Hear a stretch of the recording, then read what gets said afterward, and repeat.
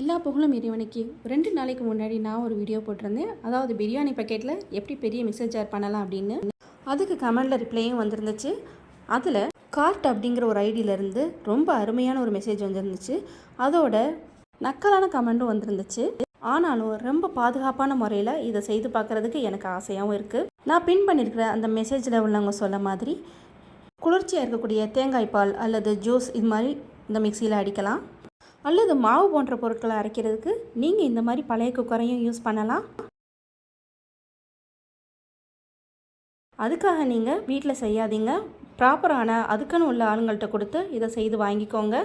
இல்லைன்னா நமக்கு குக்கரும் மிக்சியும் பனாலாயிடும். Mixie cooker இந்த மாதிரி ரிப்பேர் பார்க்குறவங்கள்ட்ட நீங்கள் இது மாதிரி செய்து வாங்கிக்கலாம். ஆனால் மிக்சி அதுக்குண்டான கெப்பாசிட்டியான்னு உங்களோட மிக்சியை நீங்கள் சோதனை பண்ணி பார்த்துக்கோங்க. நீங்கள் அப்படி செய்தீங்கன்னா கண்டிப்பாக கமெண்டில் சொல்லுங்கள். நான் அதை வீடியோவில் போடுறேன் உங்களுடைய பெயரோட. ஏன்னா இது ரொம்பவே யூஸ்ஃபுல்லாக இருக்கும். நமக்கு ரைஸ் மில் போக தேவையில்லை இல்லையா மாவு அரைக்கிறதுக்கு.